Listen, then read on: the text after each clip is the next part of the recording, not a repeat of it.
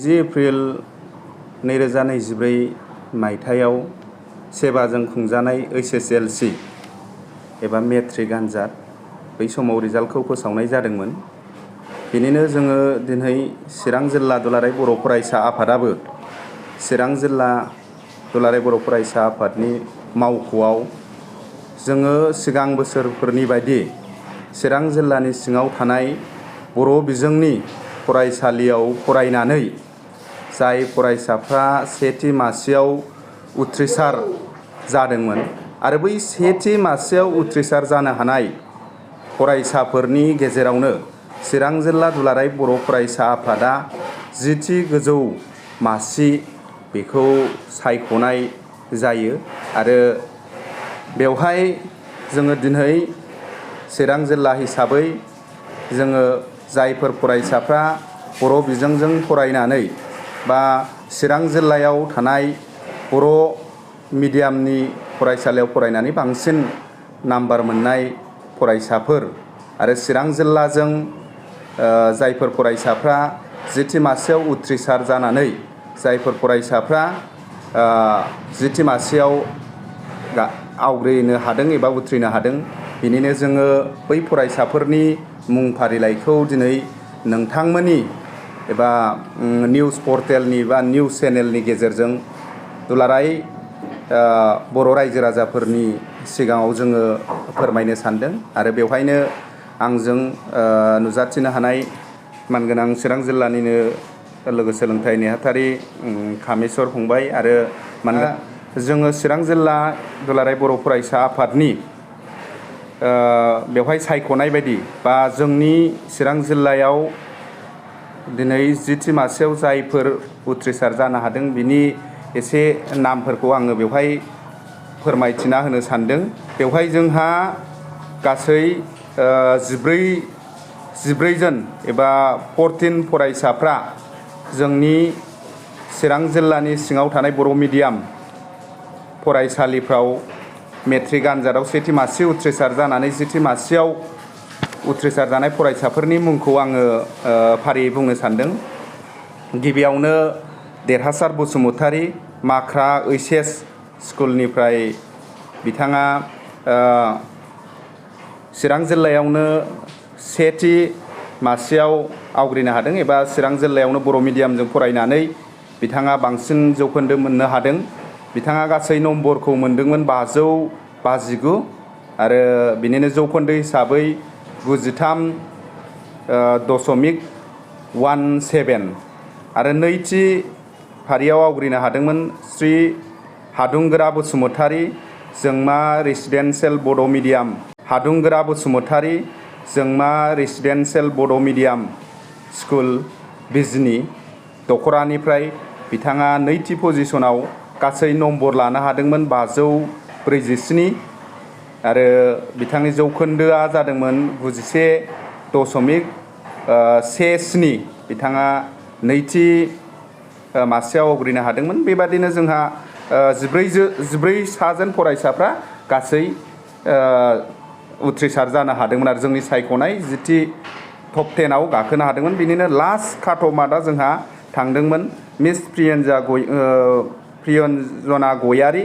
बिरहांगाव high स्कुलनिफ्राय काजलगाव दखरानिफ्राय 549 जौखोन्दो हिसाबै 514 जौखोन्दो हिसाबै 85.77 बिथाङानो 67 बिथाङानो जिथि माने लास्ट पजिसनाव मोननो हानाय फरायसाफोर। जोङो नोंथांमोननो जोंनि बे डेटाखौ बा जोंनि फारिलाइखौ नोंथांमोननि निउस मिडियानो जोङो हगारनानै होगोन। दा बेखौनो जोङो खावलायदों जायफोर फरायसाफ्रा दिनै चिरां जिल्लानि जिथि एबा गोजौसिन मासि सायख'जानो हानाय फरायसाफोर बै बिथांमोनखौ जोङो सम लानानै बिथांमोनखौ बरायगोन मान बावगोन जाहाथे बिथांमोनहा सैथोयै बा पजिटिभ भाबै जोंनि मान बावनायखौ नाजावफैयो आरो बेजोंनो चिरां जिल्ला दुलाराय बर' फरायसा आफादनि जानानै जोङो बै फरायसाफोरखौ खावलायदों जिथि मासियाव आवग्रिसार जानो हानाय आरो चिरां जिल्लानि सिङावनो बर' मिडियामजों फरायनानै जायफोर फरायसाफ्रा सेथि मासियाव उथ्रिसार जानो हादों आरो जायफोर फरायसाफ्रा बे मेट्रिक आनजादाव उथ्रिसार जानो हादों बै फंबाय बिनानावमोनहा जों लोगोसे बिमा बिफाजों लोगोसे गामिजों लोगोसे समाजजों लोगोसे जोंनि बर' जाथिजों लोगोसे आसाम हादरसाजों लोगोसे भारत हादरनि मुं खामायनो हायो एबा मुं लाखिनो हायो बेखौनो जोङो गुरैयै खावलायदों। मानोना जोङो दिनै दुलाराय बर' फरायसा आफाद बर' रायजो राजाफोर नोंसोर फरायसा फरायसुलिफोरखौनो लानानै जोंहा गोबां सिमां दं, गोबां थांखि दं। नोंसोर फरायसाफोरखौ लानानैनो जोङो दिनै बर' माहारिखौ गेरेमसा माहारि दानो जोङो सिन्थाधारा खालामदों। नोंसोर फरायसाफ्रानो गोरों गोरा जानानै दिनै बर' जाथिखौ दैदेननांगोन, दिनै भारत हादरखौ दैदेननांगोन। दिनै बेखौ आङो गुरैयै खावलायबाय आरो साफ्रोमबो फरायसाफ्रा इयुनाव गाहाम देहा लानानै मोजाङै फरायलांनानै जाहाथे गाव गावनि थांखियाव सौहैनो हायो बेखौनो आङो इसोरनाव आर'ज गाबबाय। आरो जोङो दिनै बेखौनो फोसावनानै होबाय जे जोङो चिरां जिल्लानि सिङाव थानाय बर' बिजोंनि फरायसालियाव फरायनानै 2024 मायथाइनि मेट्रिक आनजादाव सेथि मासि आवग्रिना चिरां जिल्लानि 10थि मासियाव मोननो हानाय फरायसाफोरनि मुं फारिलाइखौ नोंथांमोननि निउस मिडियानि गेजेरजों जोङो दिनै बर' रायजो राजाफोरनो दिनै फोसावनानै होबाय होननानै आं चिरां जिल्ला दुलाराय बर' फरायसा आफादनि जानानै बेखौनो गुनगोनां गोजौ सोलोंथाइ लानो गोसो गुदुं मेट्रिक पास जानाय फरायसाफोरनि थाखाय गोजोनथाव खौरां। बड'लेण्ड स्टार एकाडेमियाव फरायसाफोरनि मुं थिसननाया सोलिगासिनो। क'क्राझार सहरनि साहा फारसे साखाथि तितागुरिनि समबाय मावख'नि साखाथियाव थानाय बड'लेण्ड स्टार एकाडेमि जुनियर कलेजाव 2024-25 सोलोंथाइ बोसोरनि थाखाय हायार सेकेन्डारि थाखोआव गुनगोनां सोलोंथाइ लानो गोसो गुदुं फरायसाफोरनि थाखाय मुं थिसननाय हाबाफारिया सोलिगासिनो।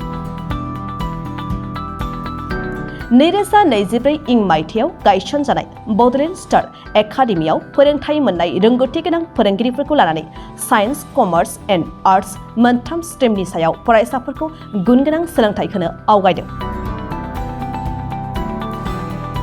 बड'लेण्ड स्टार एकाडेमि जुनियर कलेजाव मुं थिसननोब्ला फरायसाफोरा माखासे मोजां खाबुफोरखौ मोननो हागोन। सिगांसिन मुं थिसननाया सा 10 फरायसा फरायसुलिफोरा फिस होनाङालासे फ्रि एडमिसन मोननो हागोन। गासैबो फरायसा फरायसुलिफोरनि मुं थिसननायनि मासुलखौ 30% रेहाय होनाय जागोन। 75% नम्बर लानानै उथ्रिसार जानो हानाय फरायसा फरायसुलिफोरनि थाखाय एडमिसन फिसखौ 40% रेहाय होनाय जागोन आरो 85% नम्बर लानानै उथ्रिसार जानो हानाय फरायसा फरायसुलिफोरनि थाखाय एडमिसन फिसखौ 100% बाङायनि खाबुखौ होनाय जागोन। हौवासा आरो हिन्जावसाफोरनि थाखाय मुलाम्फा गोनां मोजां जाग्रा आरो मोजां थाग्रा खथानि खाबु गोनां हस्टेलनि खाबुखौ मोननो हागोन।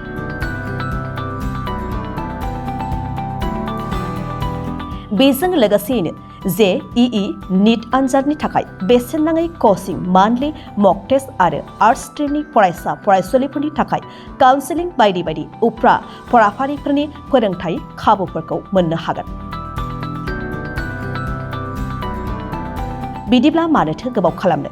नोंथाङाबो गुनगोनां गोजौ सोलोंथाइ लानो थाखाय बड'लेण्ड स्टार एकाडेमियाव मुं थिसननायनि खाबुखौ लादो। बांसिन आबुङै मिन्थिनो थाखाय गाहायाव होनाय मबाइल नम्बर फोनांजाब खालामदो। Mobile number 6000349997 7638008149 6003494371।